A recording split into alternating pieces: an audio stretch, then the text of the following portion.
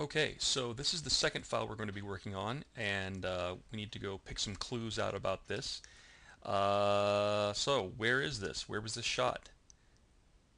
Not sure? Let's look at the title. I'll hit the F key a couple of times, and it's called Fort Ticonderoga. There's your clue.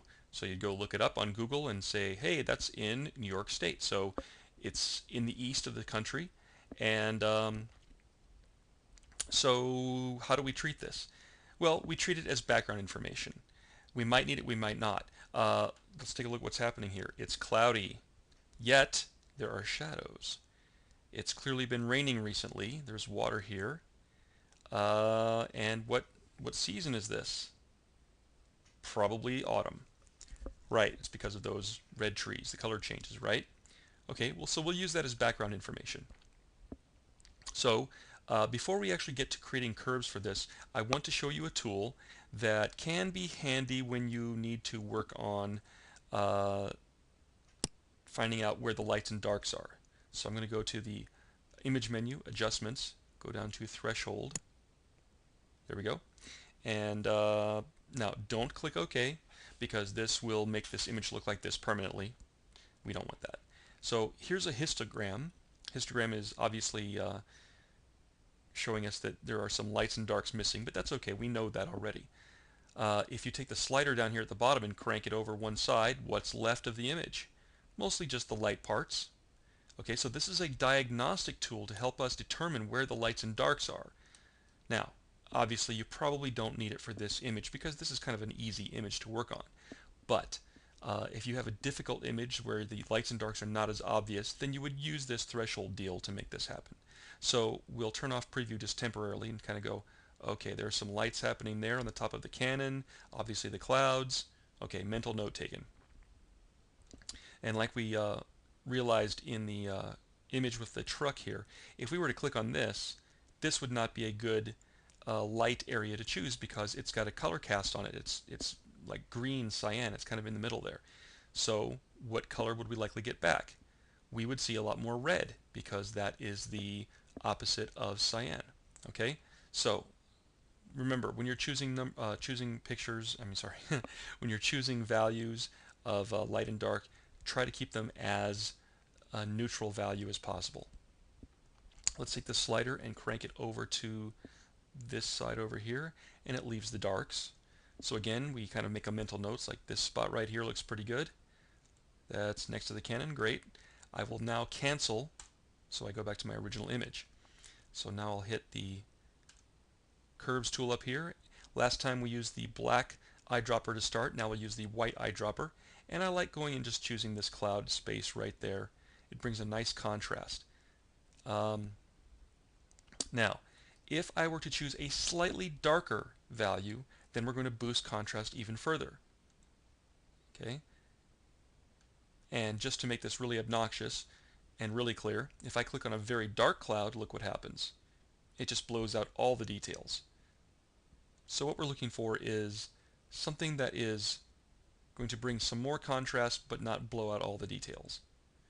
Okay, I like that one right there. So now, and look what happens over here down in the end points of the channels. We've moved in a good fair amount there. And now we'll go to the black and set that one up. And of course I like just this black shadow right over here, so I'll hit that. And that moves our end points of the channels up there. Now if I turn my mask off here, it's like, okay, pretty cool. Now we need to play with the color. So of course we will change to the cyan channel and then boost this one way or another. So obviously that's very cyan, too cyan. Perhaps too warm. Now, of course, the subtle changes if by making our curves just very subtle like that. I like that. Now, I'm going to push this just a little towards cyan, and I mean just a little. What I'm looking for in this case is, first of all, since I'm not pushing it red, I'm not going to be boosting these trees up yet. But if you bring it to the cyan side just a little bit, the detail of these rocks pops up, which is good. I like that. So now I'll go to the next one, which is magenta. And this one I will push towards the magenta a little bit, just to make It brings a little bit of richness and depth to the gravelly, rocky area here. It makes the trees pop a little more. This is nice. And then for the yellow channel, just so you can see this, I'll crank the yellow. I don't like the yellow because it does two things. Obviously, it makes the image too warm. It makes it seem very spring-like. We've got a very. It seems like the sun is just hitting this at a nice angle. It just makes it seem so overly green. So I'm going to crank this back and actually push it towards the blue. Not a lot, but I also like that we're bringing some coolness. It's still rich down here, but we're bringing some coolness to this. Maybe this is a little too much. I'll fix this on the next pass. Go to the black channel and maybe boost this just a taste. Not bad. One more pass through here. We'll go to cyan and see what I want to do here. I can go towards that, or I can push it back towards, and I don't like what it's doing, the red is doing with the clouds either. So again, I will stick with my decision to stay towards the cyan side. Not too heavily. Okay, now we'll go to magenta, and if I push this towards the green, it just starts to look a little too healthy again. I'm going to stay with my magenta pretty much where it is. Yellow channel, I think I'm a little too blue here. I'm going to crank this back towards the middle, but not quite to the middle yet. I like that. And the black channel I'll leave as is. There's really not much need for much more. Just so you can see this though, I'll crank this up to give you what a strong contrast looks like. It looks like a very much of a war zone. So not great.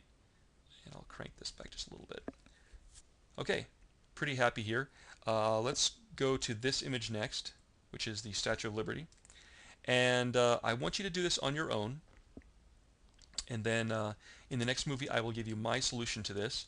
A couple of warnings, not warnings, but just kind of rules of the road.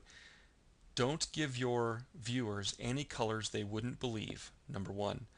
And even before then, just keep in mind that we're working on the entire image. This is not just color correction or I'm sorry, color replacement like we did last week with the flowers on the odd nap start.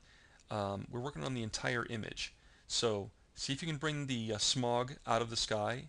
I don't really care if you get rid of this magenta stripe going on here coming out of her armpit.